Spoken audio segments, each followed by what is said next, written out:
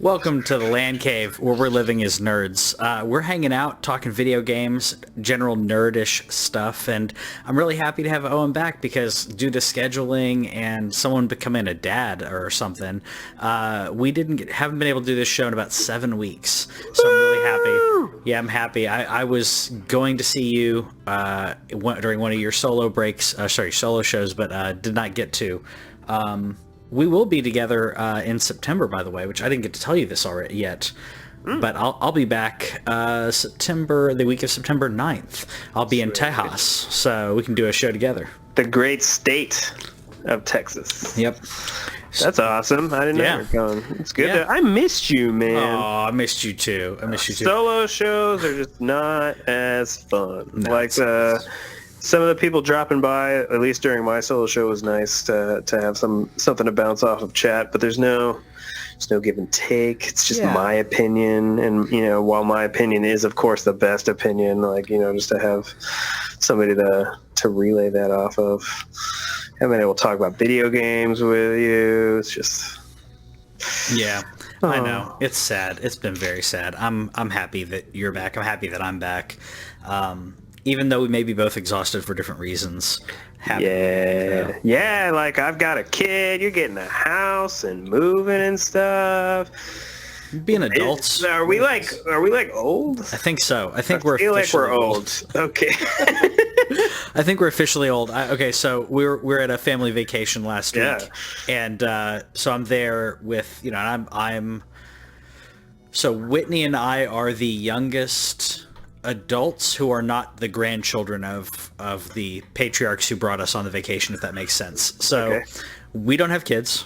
Literally all the other children of Whitney's dad and Whitney's dad's brother, they all have kids. So it's all grandkids. I am the youngest adult and I don't have kids. So I like to consider myself like the cool adult. Like I'm the cool uncle. Yeah, I'm the cool uncle. Like we went to the Olympic Park and did like zip lines and stuff, and I played video games with the kids and stuff. But I crossed the line when I flossed. That's what crossed the line. Wait, you mean like you did the... I did the dance. I did the floss dance. Yeah, that apparently crosses the line.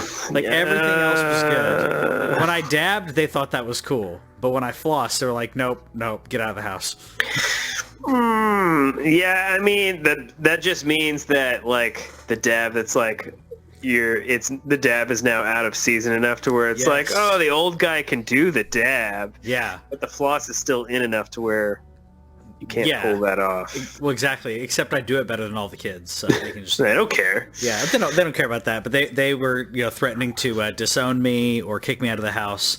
I learned it literally just because I think it's not necessarily like a part of the zeitgeist right now, but it is. But just to embarrass Whitney was the reason that I learned how to do it. So if I can embarrass the my nephews while I do it, sure, I'm good with that. I tried to, but I kind of and I could be doing it right, but it just feels awkward because I feel like the hand movements, they should be like a certain number of them, and it seems like it's not. I don't know. There's something off about the floss. Yeah. And then my old thing, other than having a kid, was just automatically puts you in like a different category, was just that most of the time I go to bed, it's like midnight, it's like 1:30, and then I was going back to work this week and I went to bed at 10 o'clock. Wow. And that was weird. Like, and I felt good about it. It wasn't just I wasn't going to bed at 10. It was like, you know what sounds good right now? Going to bed. Okay, so I've been in that camp for a while, even though I don't have kids, but I'll do that because it's like, okay, I want to get enough sleep. I start my day relatively early, and I like to take care of the dogs and stuff, my fur kids. But yeah, we shut off the TV about 10, and we'll read and go to sleep. Which I think is good. I have started doing that the past year, because I found out that I couldn't sleep very well. And for those of you who are curious and have felt the same way, where you're like, you have a hard time falling asleep, it's because you stare at your phone. Yep. Up until the point you go to bed. So I stopped doing that. I go my last at least 30 minutes is spent reading a book. That's good. And that way, no phone on the bright. I still use a Kindle, but it has a different kind of lighting than my iPhone does. It does, yeah. Or I use a paperback book. But one, I get a little bit more reading in. I get to work my brain that way. Also, it puts you to sleep so nicely. Yes, it does. But the change in how I've been able to fall asleep the past year is night and day. Because I used to not be able to fall asleep for several minutes, and now when I'm feeling it, it's over. I'm down. Yeah. Yeah, no, I'll agree with that. I do the same thing. Got a Kindle Paperwhite, and I love it. Yeah, me too. Love it. So I read through that. I've learned that I can read. I read relatively quick, but when I'm enjoying a book, I slow down. So I've learned that like some of the books that I've been reading lately, it's like been taking me longer to get through, and I'm like, geez, I'm only reading like 2 or 3 chapters a night. What is this? And then I realized, oh, I'm like actually enjoying. I'm absorbing it, and almost like I can hear the I think it's because when I get really into it, I like to kind of play the dialogue in my head as I read the dialogue, and Whitney doesn't do that. She's just like reading through like stuff like crazy. So we might have to start this then, since we both do this. So we're gonna get to what we've been playing in a second. But what have you been reading? What book are you on right now? So I finished Dune for like the 5th or 6th time. Okay, but classic. I'm reading Mistborn, a Brandon Sanderson novel, and I'm liking it. It's different. Yeah. I just finished. I finished King Killer Chronicles, the first book, which is The Name of the Wind. And now I am going back to Console Wars, which, for those of you who don't know, is about Nintendo and Sega's battle in the 90s. I never finished it because it's extremely long and kind of disjointedly written. It's okay. Like, you could tell it was this guy's first book. I read his second book first and finished it and loved it, which was about Oculus, which I've talked about on previous podcasts. And you can tell the evolution of his writing. So I'm back on Console Wars right now. Hoping to finish that soon, but that's been cool learning about that history of games right whenever I was a small child. Yeah, same here. You and I were kind of in the same boat where it's like, I don't know, you're just a little bit younger than me, but like I don't remember like the Atari. I remember as it was an old console, like when I was young enough where it's like the NES. What was your first one? Was your first one an NES? Well, first one that I played on was more than likely an Atari. Okay. 2600, but I think it was considered an old console at the time. Like if someone's playing like an Xbox 360 right now. But it's also an interesting time because that was when people didn't understand the idea of video game generations, because we didn't have steps in regards. We didn't really have generation. We didn't have generation. We didn't have any of that. So like going from I just think it's funny, like watching old news clips where like the news anchors are trying to explain like there's a new Nintendo out, but it won't play your other Nintendo games, like, and everyone just shocked about it, and parents getting upset thinking they're price gouging, not understanding technology. I just think it's funny. What's crazy about that is now we yell at a game company if they don't have backwards compatibility. Yeah. Isn't that ridiculous? Like,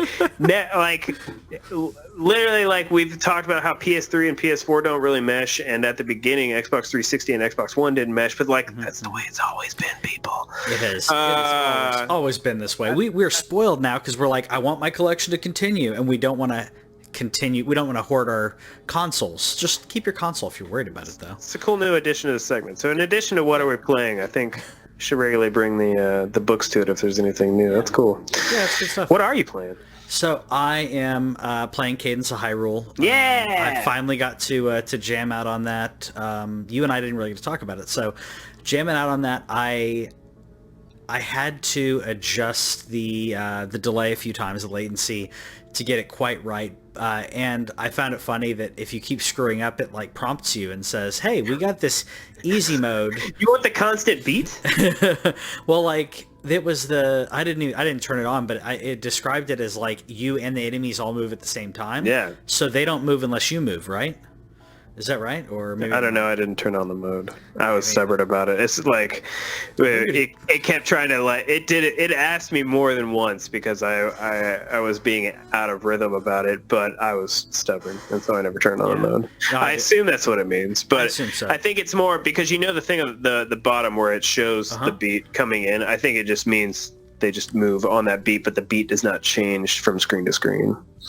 Oh, okay. Well, I think it's just a constantly. I don't know how many beats per second it is either, but okay. I assume that's what it is. Yeah, I'll have to check into it. I mean, not that I want to, but I may do it out of curiosity. I've been playing that. Really enjoyed it. The kids at the house, the nephews, thought it was pretty cool, and I think it's like one of them may play their first Zelda game in playing that game, so I'm pretty cool. Yeah. But played that, my usual Magic the Gathering and stuff. Sure. But, and I checked out some Grand Theft Auto. You've been playing that online? Yep, and we'll talk about that later on in the show.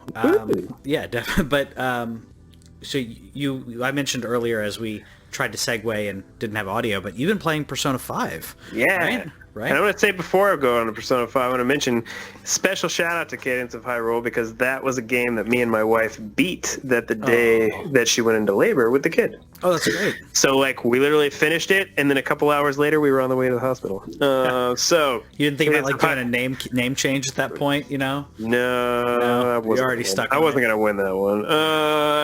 It's a good name. It's good. No, his name is awesome. So I did. I said it the whole time, right? I've been saying it for months on this podcast. I was going to play Persona 5. I've been resisting it because I knew that it was a 100-hour game. I want to play it when my kid is born. So that's what I did. It took me 90 hours and a lot of cheating because I looked up everything. Like I didn't look up bosses or anything like that. I didn't totally cheese it to where I knew everything's weakness. Sure. But in terms of like, if you haven't played Persona, you have a lot of opportunities to build relationships with people, and they give you dialogue options. And if you pick the right dialogue option, you get more points towards your relationship, which gives you perks inside a battle. I looked like Mass Effect, but more in depth. Yeah. So as much as I wanted to like role play it, at the same time, I was like, I'm literally only going to play this game one time. I'm never going to play it again. I might as well get it right. And so I think that also shortened my play time, where most people I know played it over 100 hours. There were several times where what was cool about it was there was voice acting for all of the major cutscenes. And then text otherwise. But for the major cutscenes, while the voice was going on, the text was already on the screens. And if you finished the text, you could then skip to the next soundbite. I skipped a lot of sound bites because my eyes were just reading faster than the voice was doing it. But great. It actually made me buy Fire Emblem Heroes on the Switch, because I haven't enjoyed playing a JRPG that much in a very long time. Yeah. And so now, actually, if you're into the turn-based JRPG and it's been a while since you played one, I think it's like on PlayStation's greatest hits, so that means it's always $19.99 or less, because they have sales like all the time. Speaking of Fire Emblem, because I think that's a good segue. Yeah. So one of the voice actors from Fire Emblem, Chris Niosi, I think that's how you pronounce it, is being replaced. When I first started reading this, I was like, okay, yeah, I get it. Like there's not necessarily the Me Too movement, but this idea of like everything's out in the world now. If you are a horrible, toxic person, people are going to find out and people are going to say it. But the interesting thing, at least in this, is that he at least admitted to it. Mm-hmm. I mean, I'm not going to defend the guy whatsoever, but like he was apparently abusive.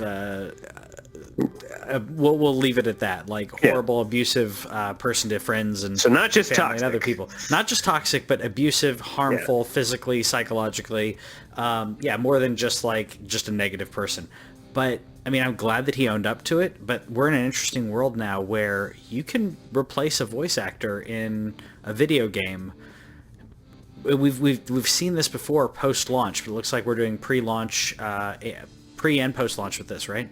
I didn't get the... Yeah, so that was what was the most interesting about the story to me, other than the fact, like, that he got caught and he got fired. Like, that's a thankfully, that's a thing now. You get caught, like, it wasn't, like, you know how it goes most of the time where it's, like, allegedly, and then it's kind of this up in the air type thing, whether the company is going to do anything about it. But in this case, he admitted to it, and then Nintendo promptly was like, hey, we're going to replace him. I thought this isn't done like in art. This isn't like a thing where you can go back. You can't go back on Kevin Spacey's stuff on Netflix or anything like that. You can't erase him from the TV show. You can literally only fire him for moving forward. In this case, though, this is a video game where they're going to pay someone. They've already paid this guy. They're going to pay somebody else to go back in, re-record those lines, and then patch that into the game. That's crazy. I've never heard of that being done. It's a new world. It was done not based on outrage and outrage culture or whatever you want to call it. It was done with Peter Dinklage in Destiny, and it's been done with a few other things. Yeah. Where they took someone out, but you're right. Like, they're not going to replace someone in a TV show, but you can patch them out in video games. It's an interesting world. I will say, slightly off topic, but I watched Once Upon a Time in Hollywood this past weekend, which I absolutely loved, but I won't spoil anything of that on here.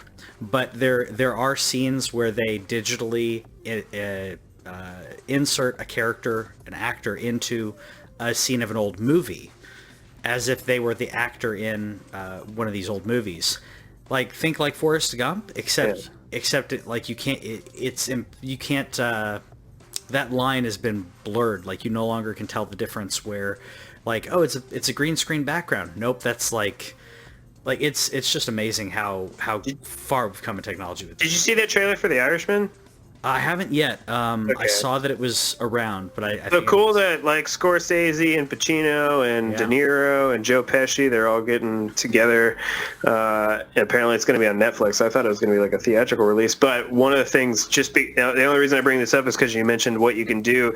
Yeah. They used a digital process of like making, I want to say it's De Niro. Because I believe De Niro looks the oldest out of all of them. They use like a digital de-aging process to make De Niro look a little younger. I don't know if it's for all of the movie. I couldn't tell. I only saw it in like one trailer. The rest of the time, like, his face is kind of in the shadows. But like, there was one point where it's painfully obvious that's like, okay, he looks younger. Like, but I only know that because I'm used to De Niro and doing that and what he looks like now. But it's crazy, like, what tech is doing for these actors. Yeah, I mean, but also, cool on Nintendo, by the way. Oh yeah. But I mean, we had Captain Marvel. Like, Sam was like de-aged that entire movie. Michael Douglas, honestly, is probably one of my favorite ones in Ant-Man. Was it in Ant-Man? Yeah, when he, like, the very beginning of that, when he like punches the general in the face and everything, that was awesome. But yeah, I mean, we're in an interesting world where I still do not believe we're going to be in a situation where where it replaces actors. We're still going to have that, because when you take it out, when you take that authenticity out, it becomes, I guess, the pop music version of TV, and it's just going to be weird, lifeless holograms. So I don't think that's going to happen, but I think we're going to see more actors playing more diverse roles, and I don't mean that in regards to race. I just mean, like, you can play someone who's old, you can play someone who's young, and you don't have to be necessarily typecast. Yeah, and then we can still get Prince and Michael Jackson whenever we want them. I don't know how to feel about that. like if it's something respectful, and like he's like maybe like in the background of a club or something, like, I don't know. Like, anytime I think of that, I think of things like Quantum Leap, where like he'd run into like a celebrity like when they were young. Like, I'm like, okay, that's cool, because it's like a little hat tip homage kind of thing. But no, don't make the John Wayne movies with like a digital John Wayne. It's just. Oh, I'll be mad. I'm a big. If you didn't know this about me, I'm a huge John Wayne fan. I didn't know that. I mean that legitimately. I've watched a good chunk of his movies. Yeah. If they did that, I would be quite upset. Well, people have been talking about that for like forever. I don't think it's so gonna happen. mad.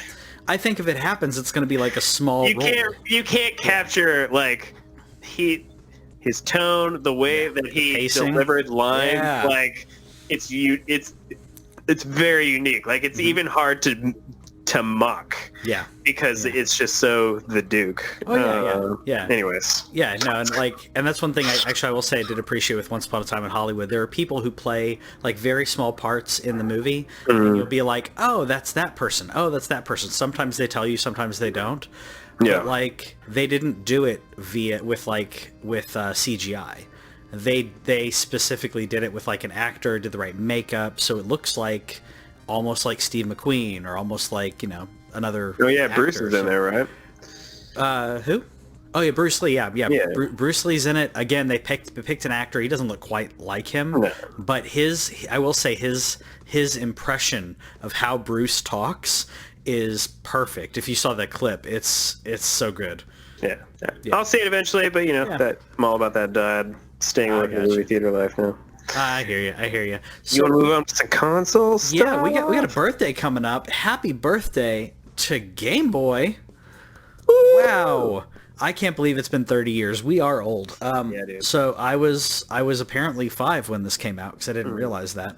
I was 5 when the Game Boy came out, and I never owned a Game Boy. This is one of those consoles. None of them? I didn't own a single Like the one. Pocket, the Color? Nope. It's crazy. Like Wow. there's like 17 of them. I mean, there's the Game Boy, Game Boy Advance. What about the Color, Advance? Pocket. I didn't, but that was the one that I borrowed though. So You're that was missing out. that was the one that I borrowed. I remember in elementary school borrowing that in 5th grade, I want to say, or may have been middle school in 6th grade, but I remember borrowing it to play Pokemon. Advanced? And that was great. It was advanced, and it was Which Pokemon did you play? fantastic. It was red. Okay. Yeah, and I So loved was it the wide Yeah, Advance, so the Gen 1? yeah. If you ever... Whitney that- has one. Whitney has one, like in a box around I was here. going to say, if you ever, like... I don't have one currently, but I keep Yeah. thinking about it just because they play the old school carts, and plus they play all the way up to advanced carts. But a Game Boy Advance SP, the clamshell, the one that Yeah. like folds, one of the best of all time. You have to find one where somebody's replaced the backlight for you, or if you're willing to do it yourself. But there's so many good games. So since you never owned one, I can't ask you like what are your like top 2 or 3 games. But at least you played Pokemon Red. Yeah, I played Pokemon and Tetris, but I think everyone played Tetris on Game Boy. So those are definitely like if you don't have Tetris in your top Game Boy games, like what are you doing? Like it's and not only is Tetris one of the best, like it's been on everything, but the quintessential Tetris to me is Game Boy Tetris, and still holds up as one of the greatest games of all time, just in its simplicity but never-ending nature. Tetris 99 on Switch, by the way, is so much fun. Pokemon Red, and then man, I need a third just to round out a 3. I'm gonna go right now with Kirby's Pinball. Interesting.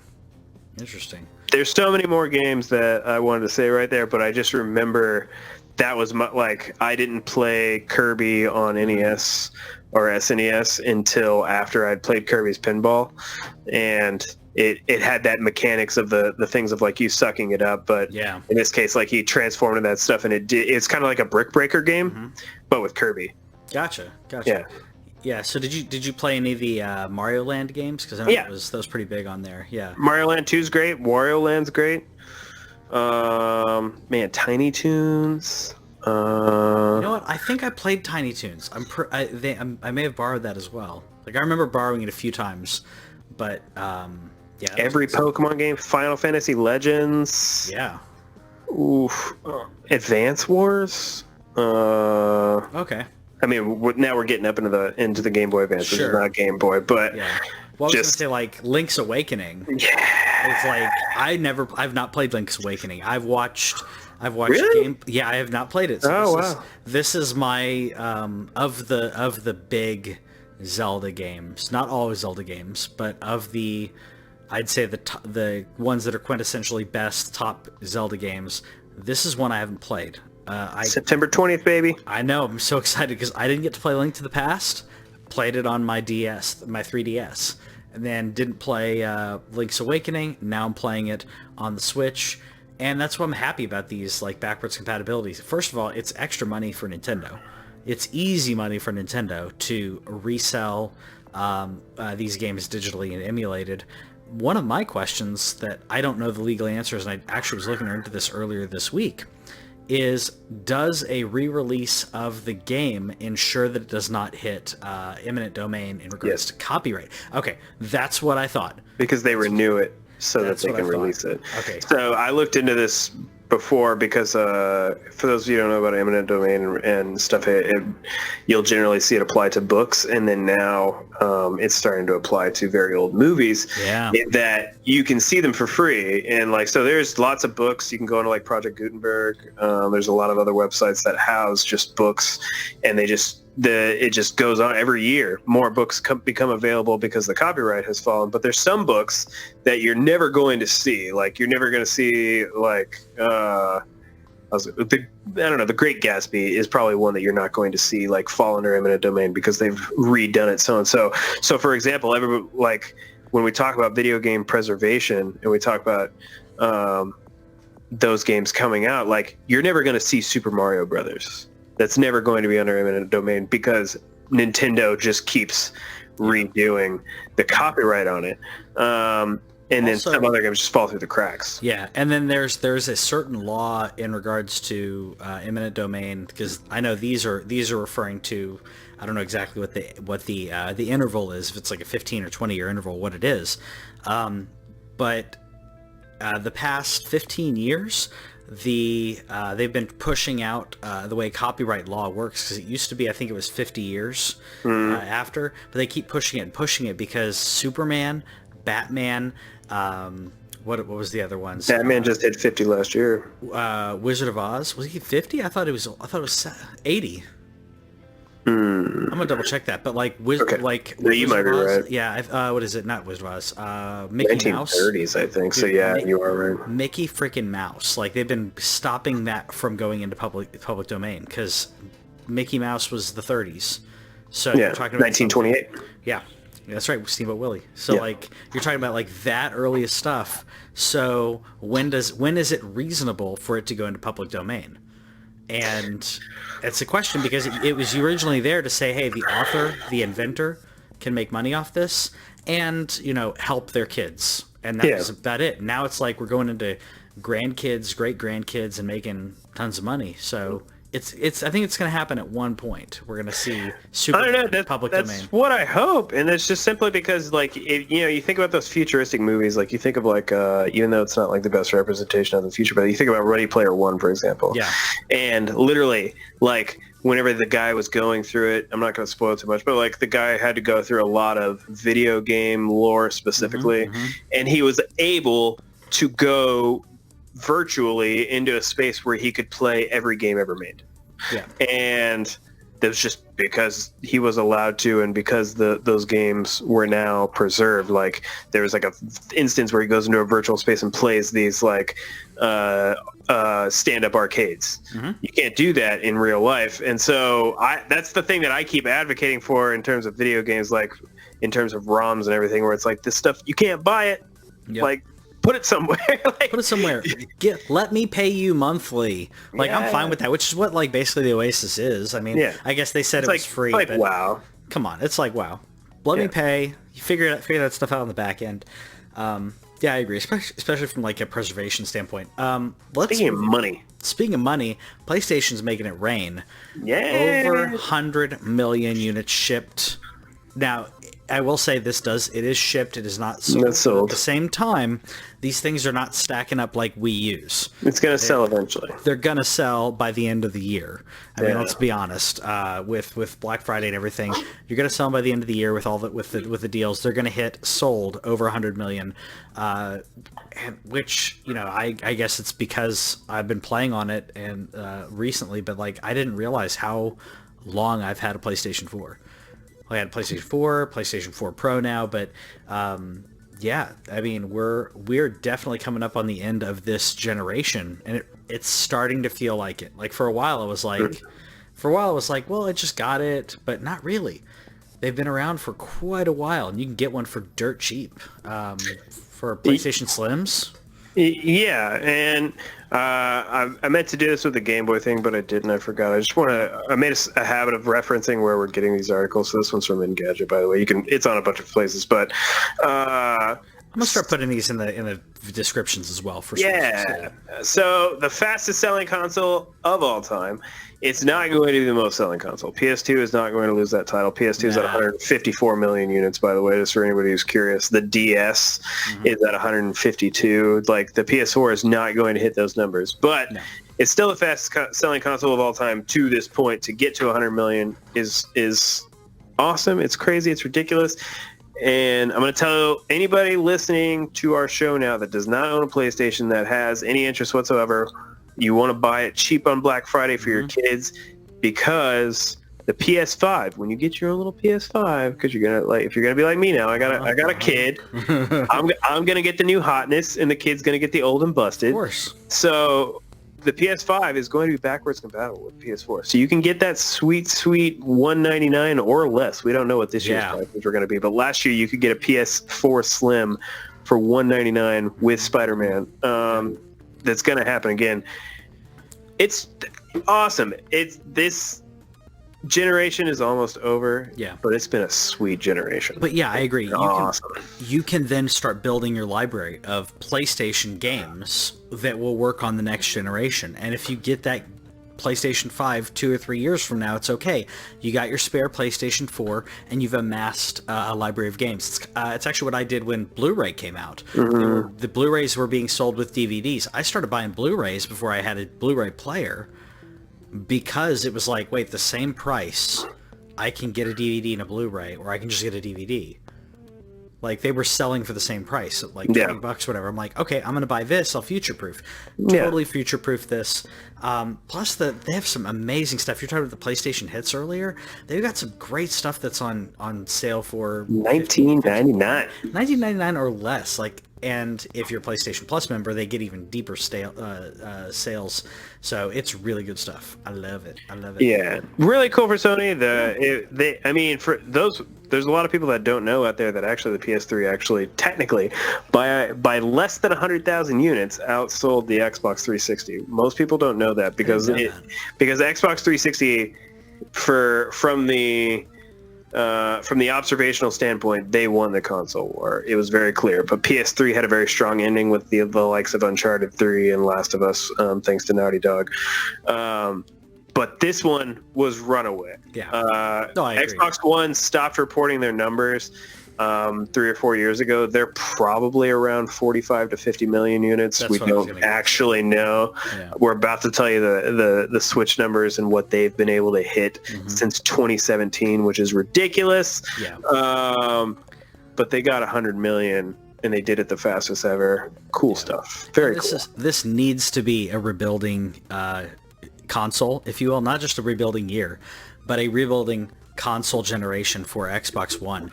Xbox 360, they knocked it out of the park in many ways.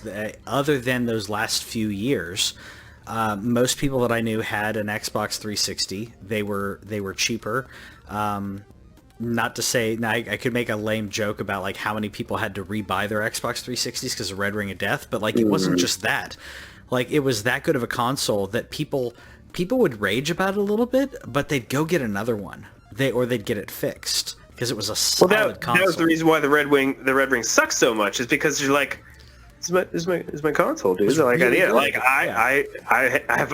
I've owned more than one 360. I don't currently own one, but I got up to 360s that I owned, and while it sucked, at the same, I don't care. I have no regrets about buying 2 more 360s. No regrets at all. I will say, and we're talking about Switch. Switch sold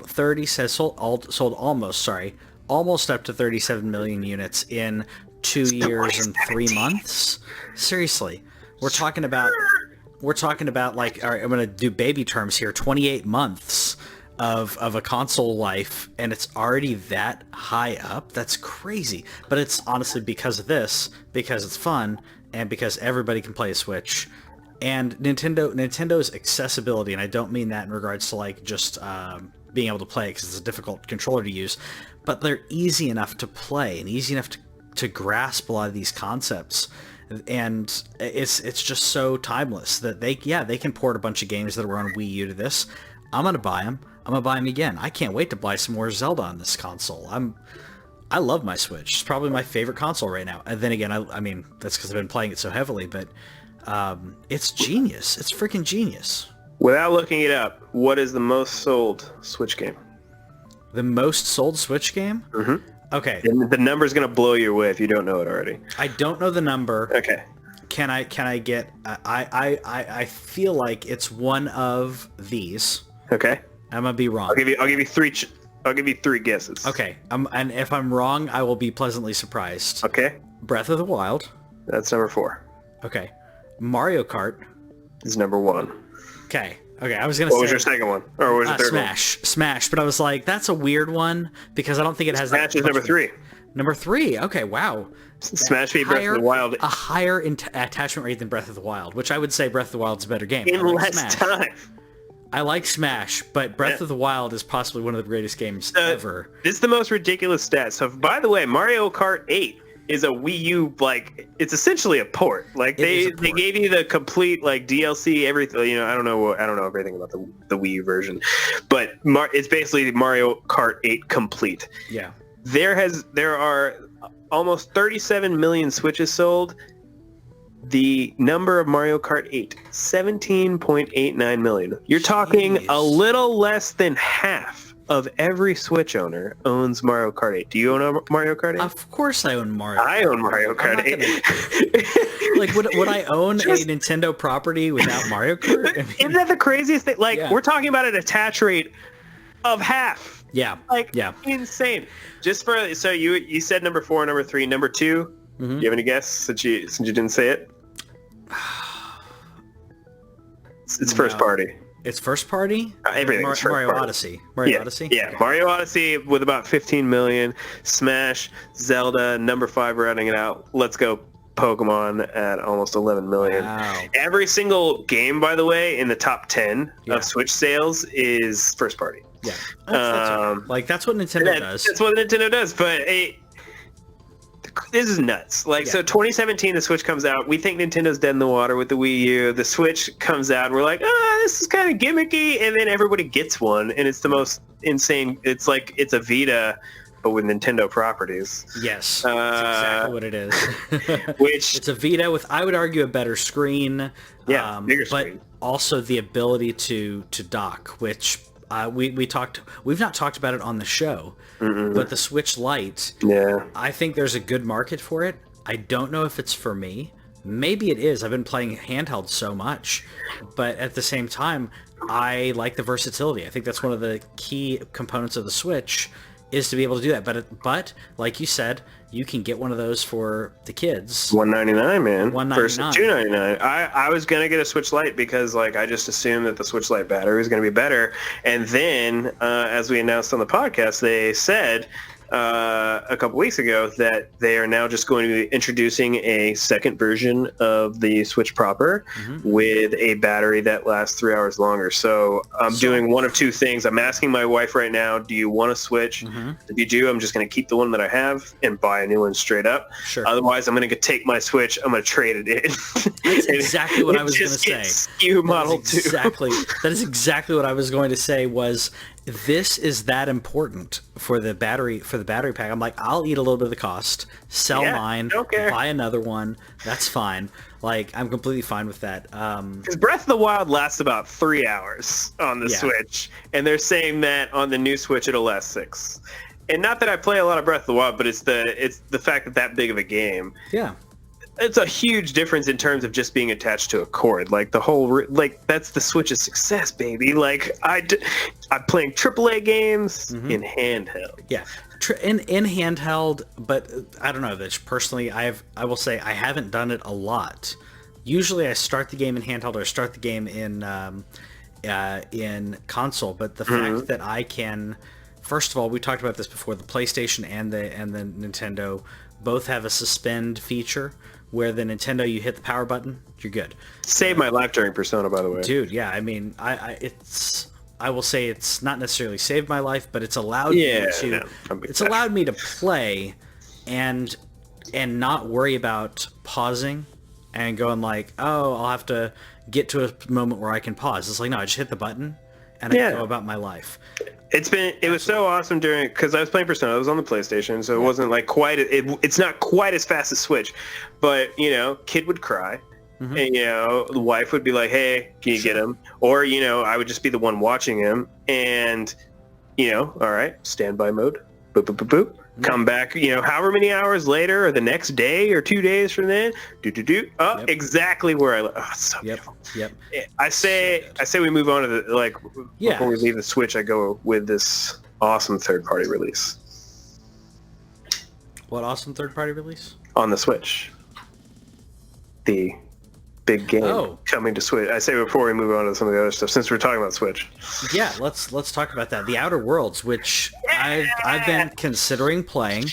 You purchased on Xbox. No, this is a different game, dude. It is? Oh, I thought this was Outer Wilds is the game on Xbox. My bad. See, my bad.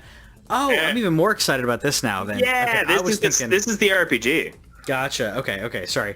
Yeah, I've had a day, but no, okay. I'm even more excited about this then because this is one that I think is amazing and zany. Yeah. And immediately, I felt it was interesting that this and Borderlands officially got announced at E3, and I honestly was more enamored by this in some ways than I was Borderlands. I think I'm way more down for it's this just so different, and so cool. So this is Obsidian's last. Or at least we assume it's their last non-first party exclusive. So for those who don't know, Obsidian was bought by Microsoft Xbox this year, but they've already been working on this game called Outer Worlds.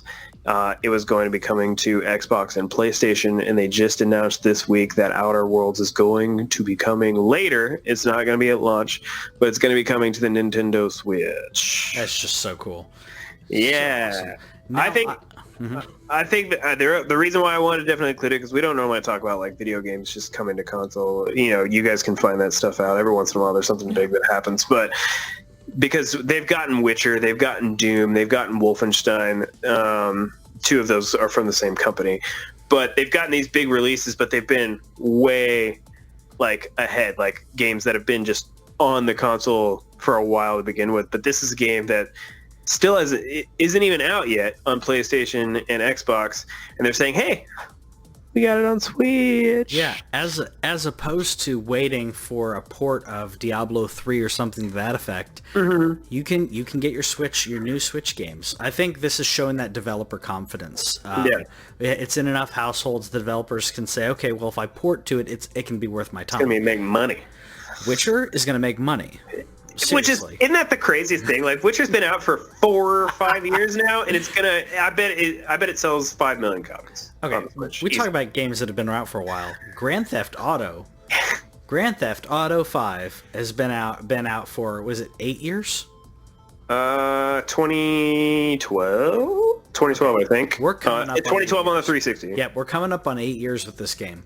But the Diamond Casino and Resort released, which I will admit, and how naive and stupid I was, because I was like, oh, cool, I get to own my own casino. And I'm imagining, you know, kind of what they're kind of showing here, where it's like, oh, what zany antics will happen because you own your own casino. And I'm imagining kind of the mob boss kind of thing where you are at that level, and people just happen to play games. Didn't even think about, they're basically microtransactions. And I will totally steal this from Jim Sterling, but he was like, he joked in his recent video, he's like, I'm not going to call it money laundering, but you are paying real money for a fake currency to then spend on this over and over and over again. It's kind of money laundering because you're paying to gamble, but you're not paying with your money, you're paying with fake money to then... It's just crazy. The problem with that analogy, though, is that you can't take the money back out. You can't take the money back out. So it's the worst type of laundering. It's not laundering at all. You're laundering it to someone else. It's not laundering at all. It is completely playing on people's addiction to minigames. Yes. I mean, because for those who don't know, if you've ever been to a casino, slots, I went to Vegas a couple months ago, and... You know, you just sit, just press the button, press the button. Like, it's literally just a mini game that you're playing over and over again. So I've had a problem with people like complaining that much about it because you can't take money out of it. You can't sell. You can't. You cannot make any money. Except for like CS:GO and those kind of things, you can't. No, I'm talking specifically about GTA 5's casino. It literally is just this in-game thing. Yeah. And some people have like worked it out in terms of what you can spend, because even Rockstar thought of this. They only allow so many transactions in terms of dollar amount and everything per hour when you're spending it on the casino. I thought that's really interesting. But regardless of that, 50 countries, and this one's from like Forbes, have limited the casino in one way or another. Yeah. Have you seen this? Have you seen how they do it in the game? I didn't see how they did it in the game. I was curious about that though, but I just thought that I mean, they put up velvet ropes and stuff. Like there's things that are just, like there's things like insert like that just block you off, like because the country is doing it, and then Rockstar has implemented something for that digital thing of just like, this is not available. Yeah. Sorry. Were they blocking certain games? I mean, they're blocking like the main thing that I've seen, and it varies from country to country, but it's so for those of you who don't know, who GTA 5 has its own, it has money in currency. It's cash, it's dollars, whatever it is, and then you can buy. You could and can in certain countries just straight up buy currency. I can spend $20 and get currency. And then what GTA also has is what's called shark cards, which is like, I don't know a way to put it. It's one of the things that me and Patrick have talked about a lot with loot boxes and so on, is those things where it dilutes your cash value, because it's like, I paid $20, but I got $20 billion in shark cards.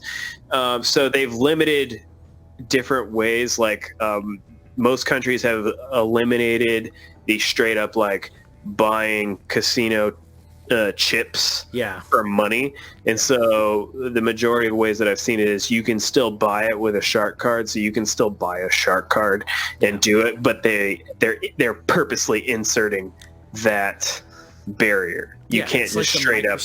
What were the Xbox bucks or whatever the heck it was? Yeah, the way it used to be, which was awful on the street. $20 was 1,600 points. It's like Microsoft points, I think is what it was called. Yeah. So I remember the conversion was $20 is 1,600 points, and it made no sense whatsoever. Well, because all the games were like, okay, $1,600. No, because it was like you pay $20 for 1,600 points, and then a game purposely was 1,550 points. So you just always have like that excess point. I'm so glad they got rid of that. Oh yeah, I hate that so much. Yeah, it's dumb. Like to me, it's creating that disassociation though, and especially. And I think you and I are kind of in the same boat of this. Like, I don't want to ban GTA. I don't want to ban the gambling in it. I don't want to do any of that. But I'm glad that they put in that that barrier to slow down someone who just keeps pumping in money. Because I could go right now. I'm an adult, and I could spend $40 or $50 on shark cards, and I could be get a couple $1 million in GTA. And I may end up doing that just to get myself a little boost to play with some of my friends.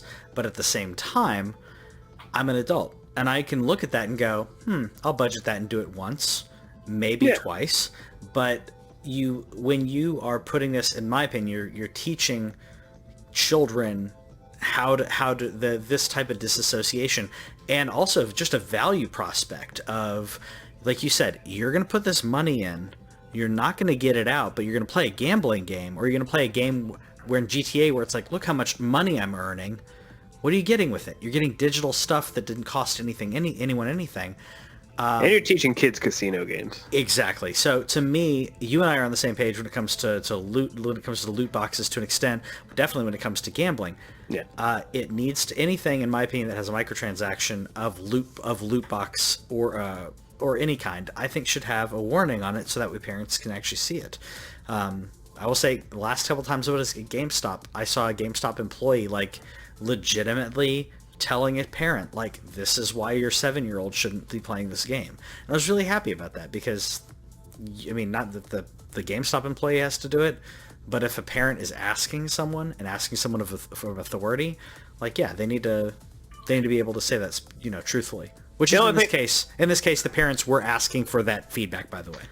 By the way, I'm perfectly on board with anybody like that. Again, the fact that it limits it, because the thing about casino games is casino games are made to be addicting. That's the whole point of them. Of course. And that's why they are that way in real life too. So I appreciate that Rockstar already had that built in to where that it's going to limit you, because they just know how it can be, and they realize like, hey, you can't cash this out. You can't make money off of Rockstar. Rockstar's not giving any of your money back. Nope. The thing that I'll say as far as like kids in countries go, like we've gone back and forth a lot on the loot box thing. I'm a lot more freedom oriented about it, because especially with something like Rockstar, because Rockstar is a mature rated game, theoretically, even though we know it's not true, because it's one of the highest grossing video games of all time, if not the highest grossing video game of all time. Yep.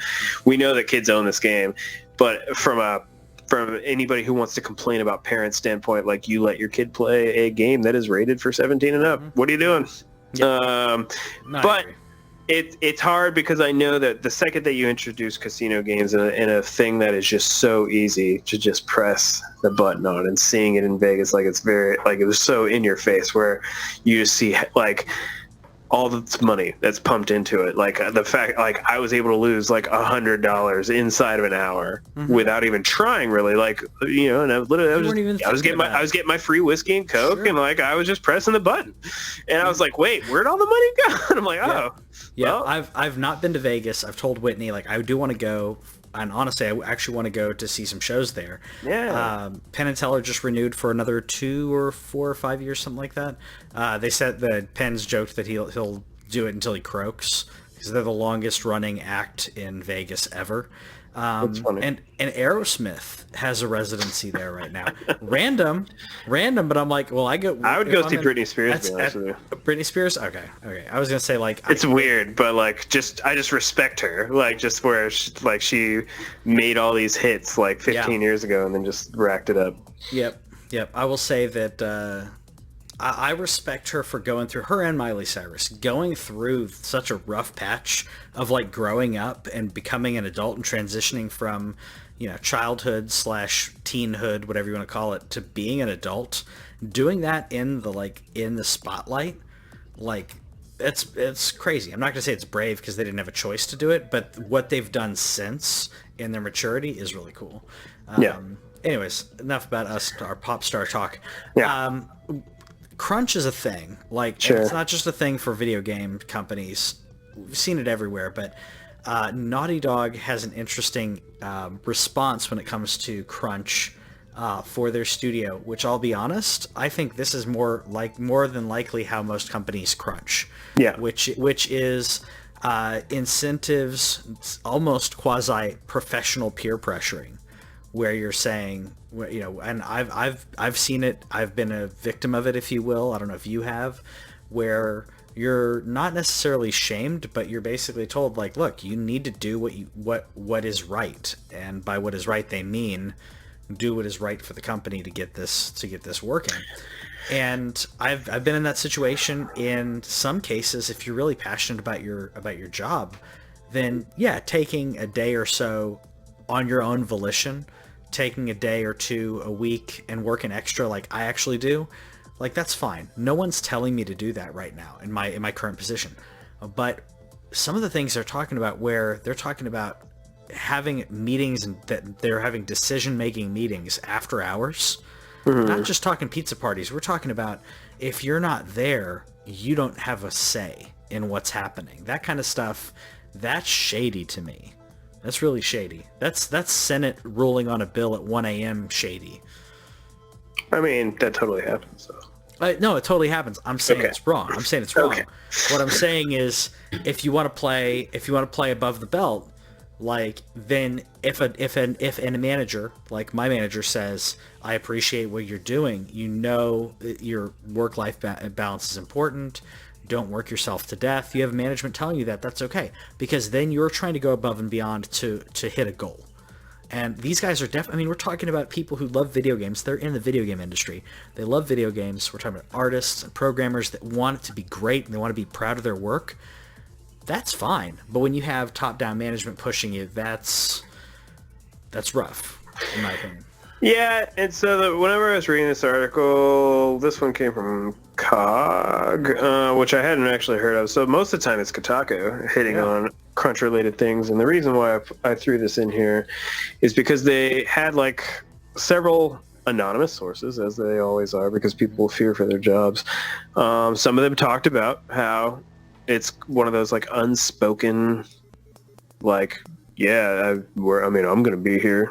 Aren't you going to be here? And then some people are like, well, I just care. I mean, this is Naughty Dog. We make the best games in the world. Yeah. I just want to be here. So it's interesting. And again, the reason why I threw it in is just because it's super interesting how this talk of crunch has evolved. Like there was the talks about what Rockstar did during Red Dead Redemption, and they were talking about 80+ hour work weeks, and it becomes a thing where, and this is where it's super hard to discern, like, you're a hardworking guy. I've talked to you. You're a salaried guy, as far as I know. I'm not. I'm an hourly employee, so I have to. I act on a different set of rules than other people do because they have to pay me by the hour. They don't have like a set thing that they're going to pay me. But I've seen you work over 40 hours before, and almost every week. Yeah, 60, 70 hours. Not always, but like. I'd say I was doing 50 or 60s for a while. Yeah. And there's part of it where it comes from, is this expected? Is it something that we've talked about with our bosses before? And then there's things where they talk about it, like in this Naughty Dog sense, where some of these people are like, I just want to do this. I want to make the best freaking game possible. I'm working on The Last of Us 2, dadgummit. Like, we're talking about a generation-defining game. Yes. I want it to be awesome. I'm going to work lots of hours. And then there's the other side where it's like, well, I just want to work my job. And I didn't really necessarily sign up for 80-hour work weeks, but everybody else is working 80-hour work weeks. Yeah. So what should I do?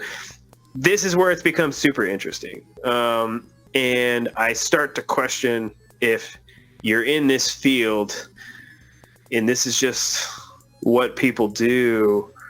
Is it something that you just have to accept, or we see now across the pond over, and I say across the pond even though it's Japan, and normally across the pond means England, but across the pond in Japan, Nintendo has purposely taken away, or at least tried to, reduce crunch levels in their first-party situations.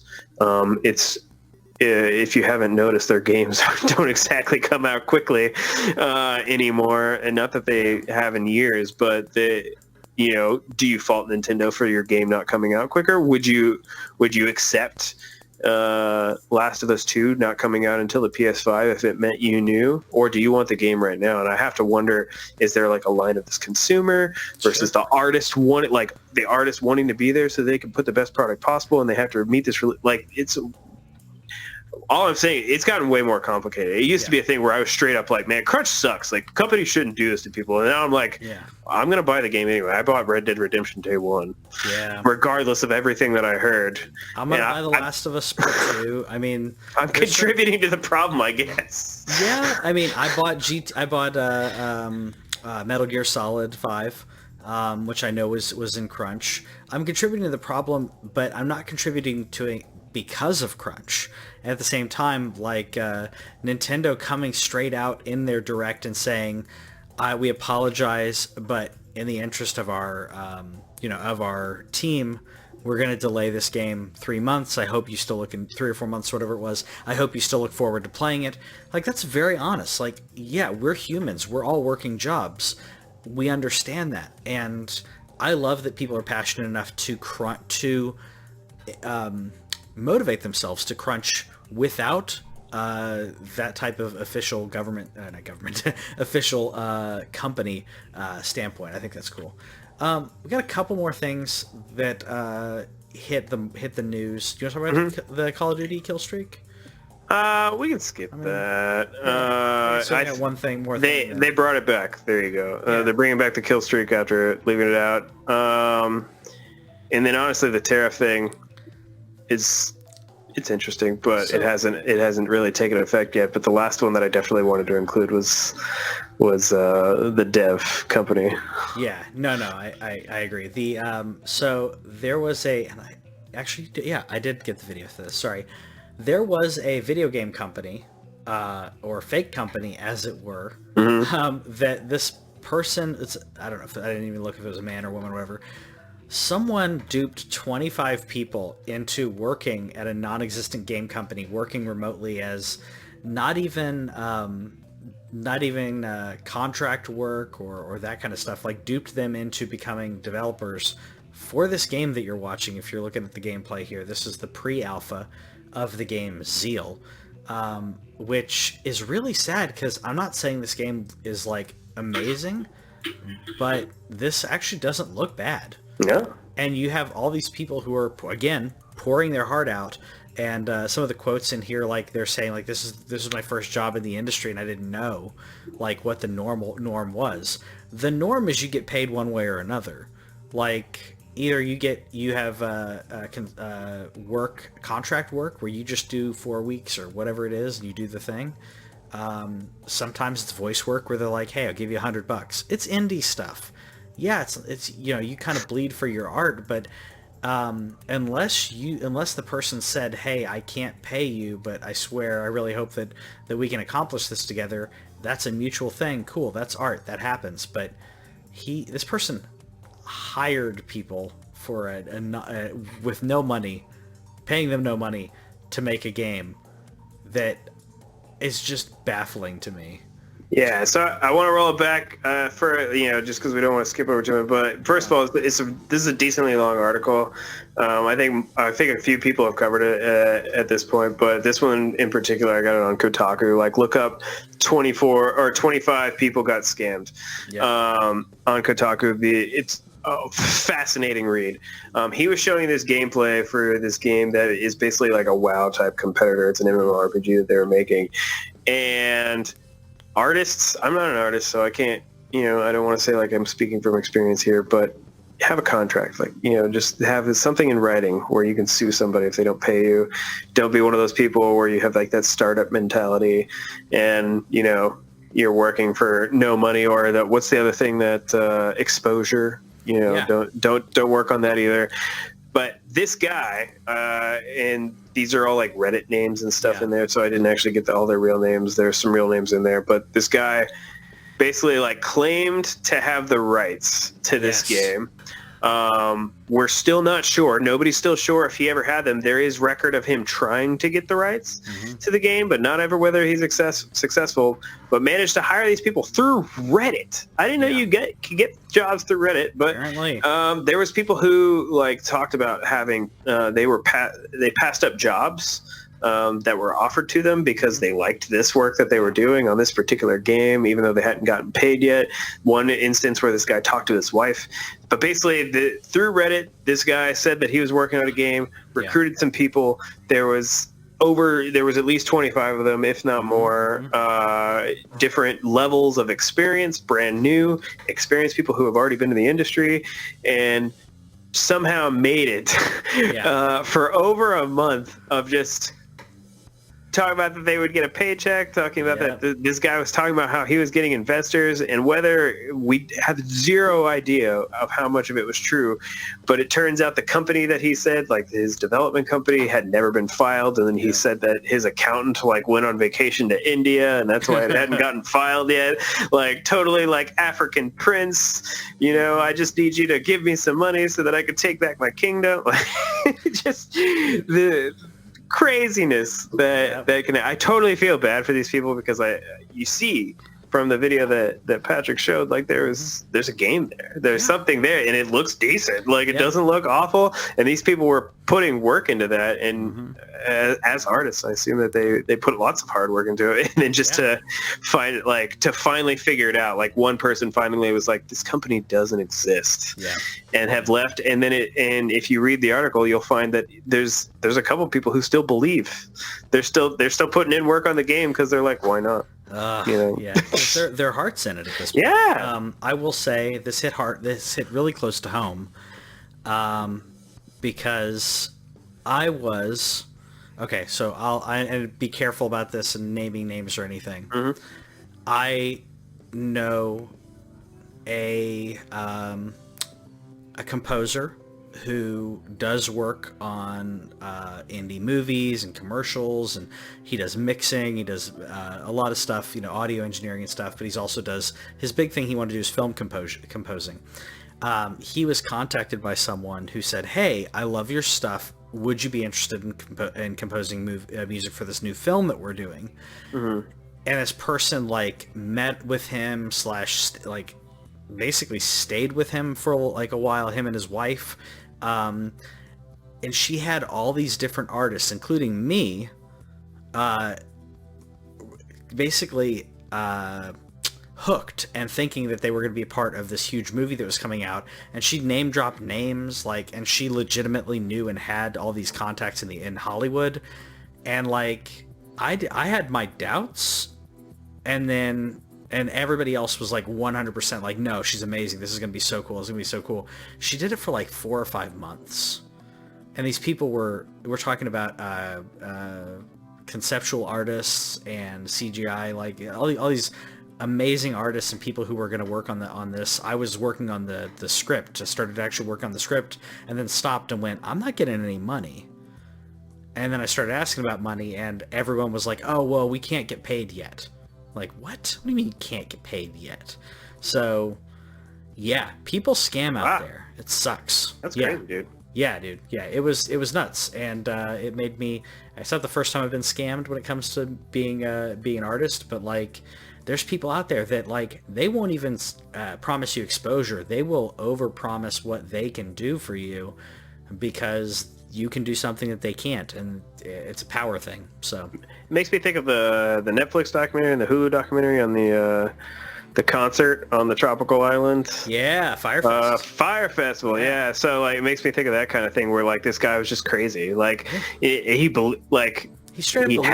halfway believed his scam, but the crazy thing was once he got back and he got out of jail for a little while. The craziest part to me was when he started trying to sell tickets to the Grammys or something. Yeah, he was back in, and it showed where the guy was like, no, call him twice because nobody picks up on the first ring. Nobody picks up unknown numbers on the first ring, so call him twice so they answer.